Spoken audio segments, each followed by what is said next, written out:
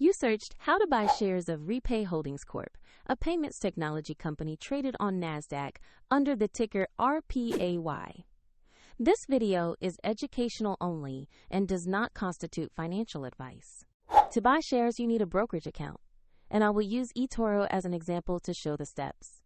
After signing up, you will typically be asked to verify your identity with an official ID and to add funds before you can place a trade.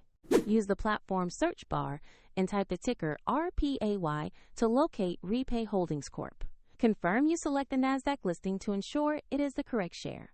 Open the stock page to review the company's summary, sector details, and the current price chart. Verify the page shows Repay Holdings Corp trading under RPAY before proceeding.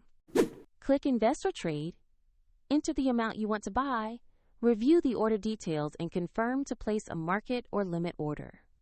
If the market is closed, the order will queue until it opens, and if you lack sufficient funds, the platform will prompt you to add money before final confirmation.